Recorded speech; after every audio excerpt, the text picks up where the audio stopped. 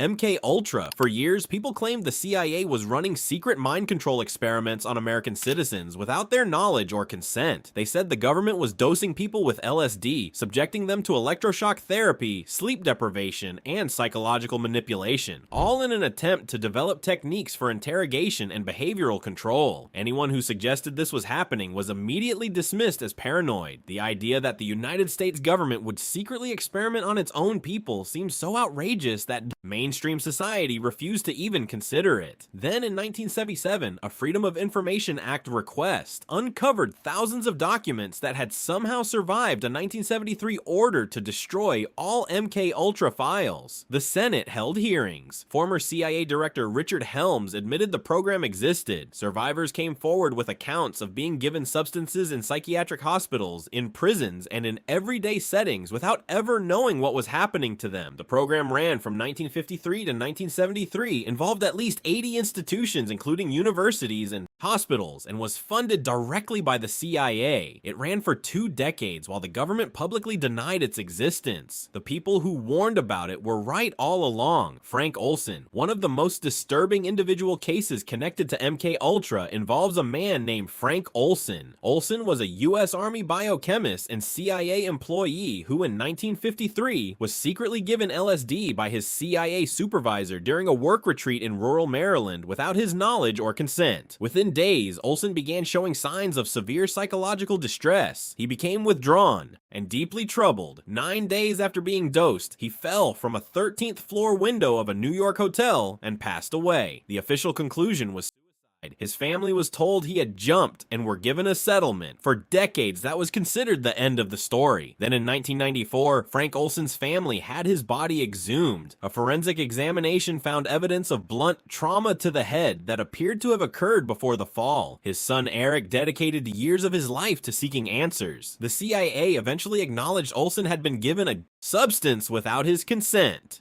President Ford personally apologized to the family, but the complete truth of what happened in that hotel room has never been officially confirmed. Frank Olson's story became one of the most striking examples of what can happen when government programs operate with zero accountability or oversight. Operation Northwoods. In the early 1960s, the U.S. Joint Chiefs of Staff drafted a proposal called Operation Northwoods. The plan called for operatives to stage a series of false flag events that could be blamed on Cuba in order to build public support for a military invasion. The proposals included staging attacks, creating fake evidence of Cuban aggression, and manufacturing incidents that would appear to justify military action. The document was signed by the chairman of the Joint Chiefs of Staff and presented to Secretary of Defense Robert McNamara. President Kennedy rejected the plan entirely and shortly after removed the chairman from his position. The documents remained classified for decades when they were finally declassified in 1997 and brought to wider public attention by journalist James Bamford in his 2001 book Body of Secrets. The reaction was widespread disbelief. This was not a fringe theory. This was a signed government document showing that senior military officials had proposed staging incidents to manipulate public opinion and justify war. The people who had long claimed governments were willing to manufacture pretexts for military action were proven completely correct. COINTELPRO throughout the 1950s, 60s, and 70s, activists and political organizers across America believed they were being surveilled, harassed, and undermined by federal agencies. They claimed investigators were infiltrating their organizations, planting false information, and working to destroy their movements from the inside. When they said this publicly, they were dismissed as paranoid. Then in 1971, a group of activists obtained classified FBI documents that revealed a program called COINTELPRO, short for Counterintelligence Program, which had been running since 1956. The program targeted civil rights organizations, political groups, and community leaders across the country. Civil rights leader Martin Luther King Jr. was among those surveilled and subjected to psychological pressure campaigns. Numerous organizations were infiltrated and disrupted through coordinated efforts by federal agents. The Senate's Church Committee confirmed the full scope of the program in 1975. The people who said they were being watched and that their movements were being deliberately undermined were not exaggerating. The documents proved every word of it. The tobacco industry,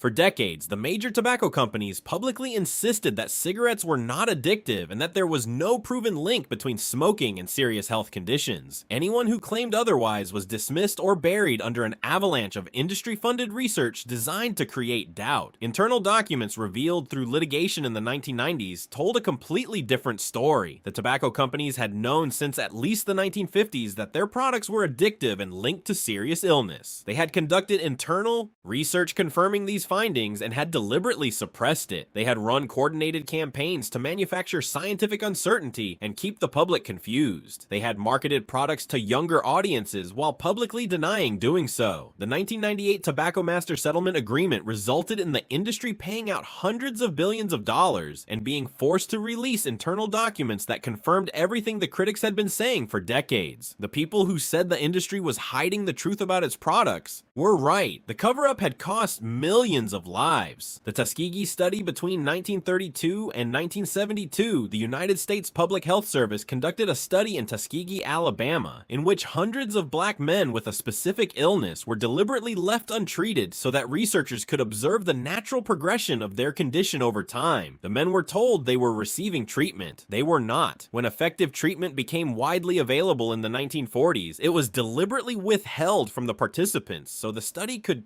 continue. The program ran for 40 years. When a whistleblower named Peter Buxton leaked information about the study to the press in 1972, the resulting news coverage caused a national scandal. Congressional hearings followed. The program was immediately shut down. President Clinton formally apologized on behalf of the United States government in 1997. The idea that government health programs could be used to exploit vulnerable populations rather than help them had long been dismissed as paranoid thinking. The Tuskegee study proved it had happened. In real life, documented, funded, and overseen by the federal government for 4 decades. Operation Paperclip. After the end of World War II, conspiracy theorists and journalists claimed that the United States government had secretly recruited scientists from the defeated enemy, including those who had been directly involved in wartime programs that caused tremendous human suffering, and given them new identities and positions within American institutions. The official position for many years was that the United States had carefully screened all recruits and excluded anyone with a serious record of wrongdoing. Declassified documents eventually told a different story. Operation Paperclip, as it came to be known, involved the recruitment of over 1,600 scientists and technical specialists. Intelligence officials had in many cases actively altered or buried records of individuals' wartime activities in order to make them eligible for recruitment. Many went on to work for NASA, the military, and other government agencies. The program had been real, it had been large scale, and it had been deliberately hidden from the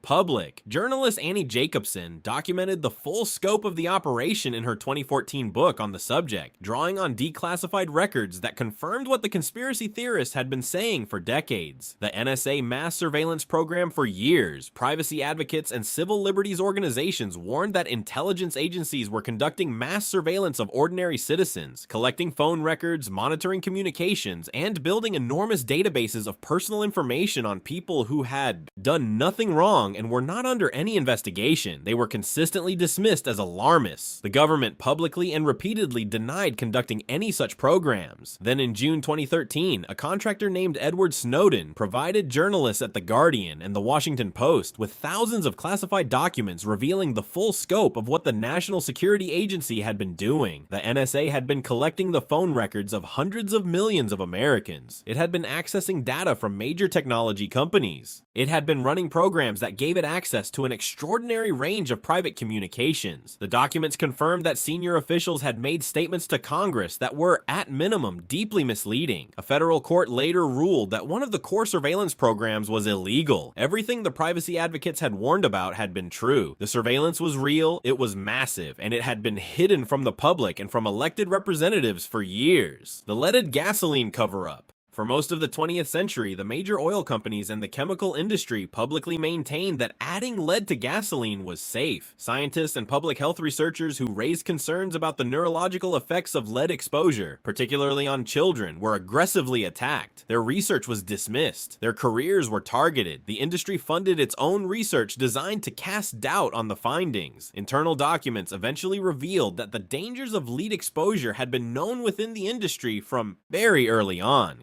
Claire Patterson, a geochemist who discovered the true age of the Earth through lead isotope analysis, became one of the most prominent voices warning about environmental lead contamination. He was pressured, had his funding threatened, and was excluded from government advisory committees. He kept pushing. Eventually, the evidence became overwhelming. Lead was phased out of gasoline beginning in the 1970s, and a near-total ban came into effect in the United States in 1996. Studies conducted afterward showed measurable improvements in cognitive outcomes in children born after the phase-out. The people who said the industry was hiding the dangers of lead had been correct. The cover-up had affected the health of entire generations. The opioid crisis.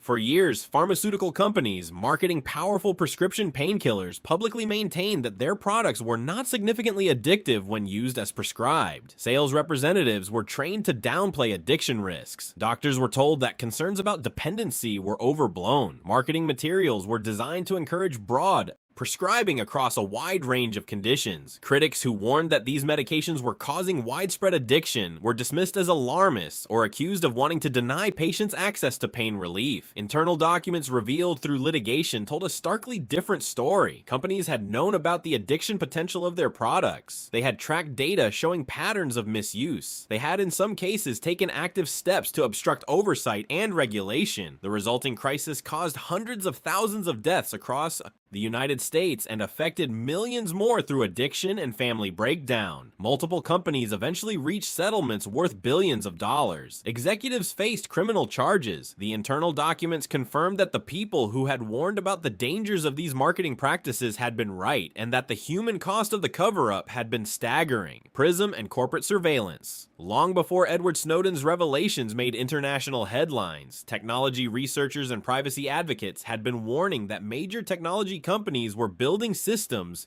that allowed for extraordinary levels of surveillance of their users, and that these systems were potentially accessible to government agencies. They were told they were being paranoid. The companies publicly denied sharing user data with intelligence agencies in any broad or systematic way. The Snowden documents revealed a program called PRISM, through which the NSA had direct access to data held by major technology companies, including search histories, emails, file transfers, and live communications. The companies involved disputed the characterization of the program in various ways, but the existence of the data sharing arrangements was confirmed. The researchers and advocates who had spent years warning that the architecture of the modern internet was being built in ways that enabled mass surveillance had not been paranoid. They had been describing something that was actually happening.